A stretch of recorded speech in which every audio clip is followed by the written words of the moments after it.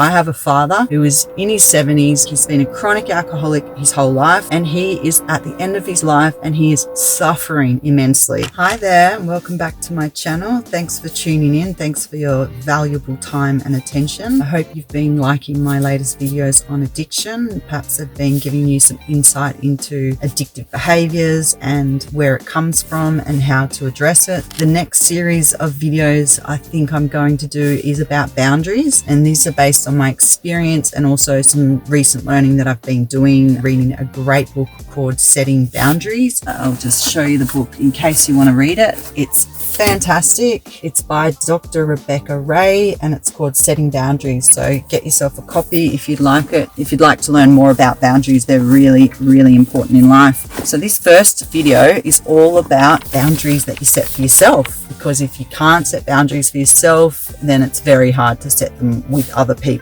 Boundaries with yourself include self-limitations, include delaying gratification, include basically being able to set parameters around your behavior so that they align with your values. Now you can go and do some exercise around what are your values, because if you're not aware of your values, then it's very hard to know what sort of boundaries or self-limitations you need to put in place so that you are in alignment with your values. Some of my values, for example, are definitely family, health, well-being, community, honesty, integrity. Those things are my values. And so what I need to do is ensure that my behaviors, my boundaries, the way that I limit myself and the way that I delay my gratification is supporting those values. Because if I don't, then I'm basically out of alignment with what I want in life, and it will lead to suffering. It will lead to not having a happy and fulfilled life, because I won't be able to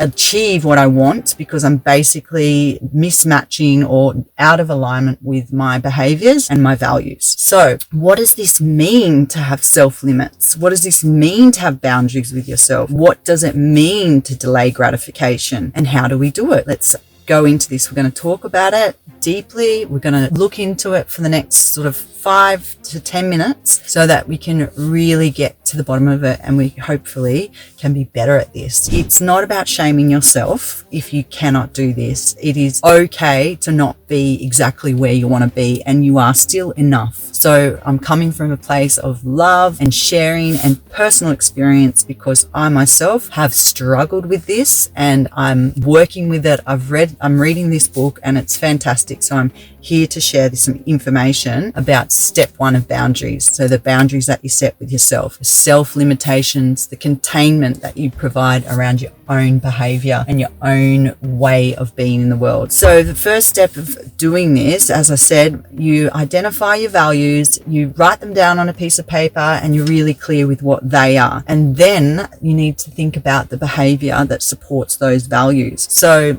if family is important to you, then being able to place limits on yourself around, showing up for your family, being present, not perhaps being on your phone or not accepting overtime for work all the time, but having these boundaries around what you do and what you don't do that respects that value of family. The same goes for like substance use or addictive behaviors. So if you are unable to set these boundaries, or you're unable to set self-limitations and have some particularly delayed gratification, then what will happen is it will translate and it will become an addictive behavior, because you're not able to sit with the discomfort. I've done the whole series, a few videos on addiction and the basis of addiction and how it contributes to not being able to fully heal and the way we use it to self-soothe.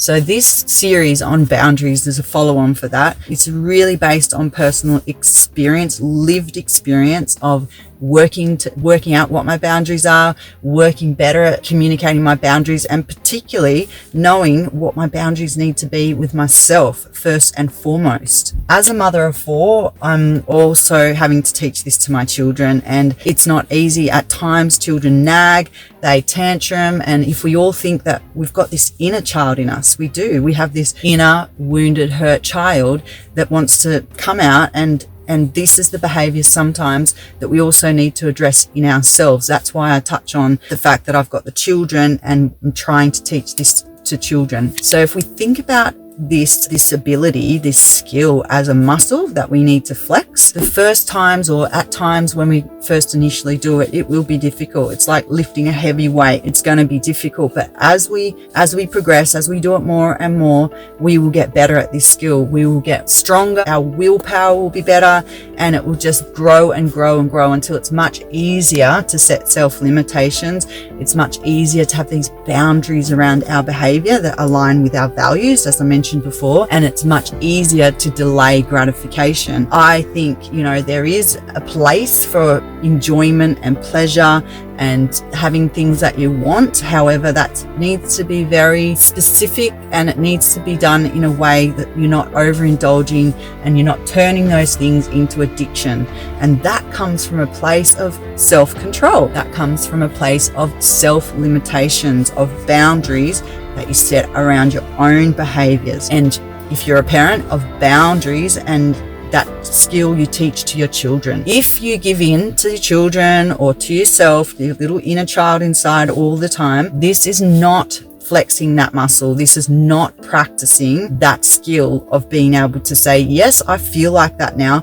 I feel like all that sugar, or I feel like, doing that addictive behavior, or I feel like overindulging and binging on something. If you are unable to do that and you continually give in to that desire or that craving, then you're not basically working that muscle. And so you will be weak. You will have very little willpower, and you will suffer. In the end, you will suffer. I have seen this firsthand. I have a father who is in his 70s, and he is an alcoholic. He's been a chronic alcoholic his whole life, and he is at the end of his life, and he is suffering immensely. He is suffering. He's lonely. He's sad. He's angry. He's confused. He's getting early onset of dementia. And this is because the little inner wounded child in him was not able to provide him with this safety. He was not able to get this skill of self-limitations, and he was an addict his whole life. And really now to see at the end of his life the impact that's having, it's really sad, but it's also encouraged me a lot to look at my own addiction, and it has been the biggest proof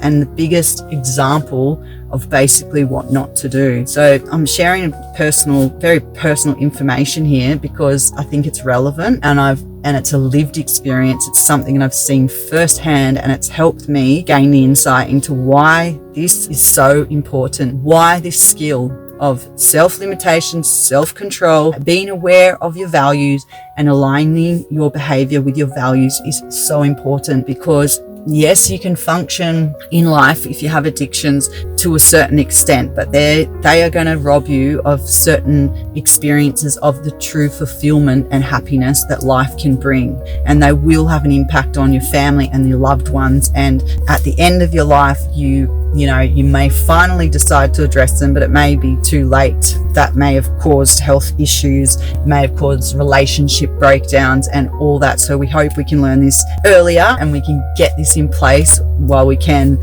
in an early stage in life. If you're older, it's never ever too late to change. I've got a friend whose father was also an alcoholic. He's facing terminal cancer, but he's decided to finally give up the alcohol, and he's doing much better. He's feeling much better. He's decided finally at the end of his life that he needs to do this or he's going to die. And I've been told that he's doing so much better without the alcohol. If he could have done this years ago, maybe his life would have had more years on it or a different trajectory. However, it has taken him to have this diagnosis of terminal cancer to get to that stage. So we hope we don't need to get to that stage. What I want to explain to you is it's okay to make mistakes. It's okay to fail at this, relapse, and not being able to do it is okay. However, as I said, the more that you practice it, the more you strengthen this skill, the more that muscle can flex, and the easier it gets. And the more hard things you do, the harder things you can do on from there. So remember, think about your values, work them out, write them down on a piece of paper, and then align your behavior with your values. And that way you'll be in alignment. You'll be able to achieve what you want to achieve. You'll be able to have a rich,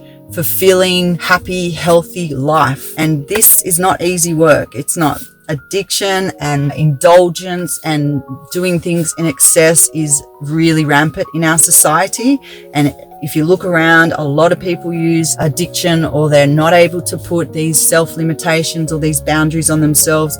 It's for reasons because they have trauma and because they've found this way of coping, of self-soothing through substances or behaviors, and therefore that's their sort of band-aid. However, if you think of it like there's a sore underneath, so every time you put the band-aid on, if you don't treat the sore, say it's infected, then that sore is going to still be infected. You can put the band-aid over the top, but the sore is still going to be there, and you're going to have trouble with this. So take the time, do the work, do the inner self-reflection, flex that muscle, flex that no muscle for your kids. Remind them they can do hard things. Remind yourself you can have these big feelings and you can work through it, and it will get easier with time. Like, subscribe, share my content, and we can keep doing this. We can keep talking about boundaries. I'm going to release more videos on this because it's a really important topic, and it basically, if you learn these boundaries, they will make your life much better. Thanks for tuning in. Thanks for your valuable time and energy and attention. Bye-bye.